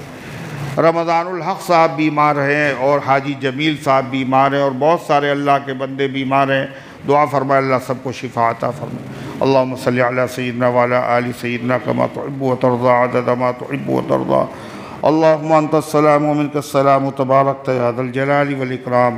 اے اللہ ہم سب کی حاضری کو اپنے رحمت سے قبول فرما، ایمان کامل عطا فرما، اعمال صالحہ کی توفیق عطا فرما۔ اے اللہ اپنے دین کی خدمت کے لیے ہم سب کو قبول فرما لے، دینداروں کی خدمت کے لیے ہم سب کو قبول فرما لے، دین کی خدمت کرنے والوں کی ہمیں خدمت کرنے کی توفیق عطا فرما۔ اے اللہ سارے عالم میں ہدایت کی ہواؤں کو چلا دے۔ اے اللہ جہاں کہیں تیرے بندے پریشان حال غیب سے ان کی مدد فرما، خاص طور سے اللہ فلسطین کے، غزہ کے، شام کے، اے اللہ وہ مجبور بے بس بچے اور مائیں اور بوڑھے اے اللہ جو بھوک سے تڑپ رہے ہیں، اے اللہ ہر طرف سے راستے بند ہیں، اے مالک کتنے تڑپ تڑپ کر مر گئے، باقی جان خطرے میں ہے، اے اللہ کوئی ان کا پرسان حال نہیں، اور اے اللہ کوئی ان کا سہارا نہیں تیرے سہارے کے علاوہ۔ اے اللہ تجھے ہر طرح کی قدرت حاصل ہے، اے اللہ غیب سے ان کے حال پر رحم فرما، غیب سے ان کی مدد فرما، اے اللہ ظالموں کے ظلم سے ان کو نجات عطا فرما، اور اے اللہ ظالموں کو عبرتناک سزا عطا فرما۔ اے اللہ جو بیمار ہیں شفا دے دے، جو حاجت مند ہیں ان کی حاجتوں کو پورا فرما۔ اے اللہ جو دعاؤں کے طالب ہیں، حقدار ہیں، امیدوار ہیں، ان سب کے نیک مقاصد میں کامیابی نصیب فرما۔ ہم سب کو اسلام پر زندہ رکھ، ایمان پر موت دے، ایمان والوں کے ساتھ حشر فرما۔ آمین یا رب العالمین، وصلی اللہ علی النبی الکریم برحمتک یا رب۔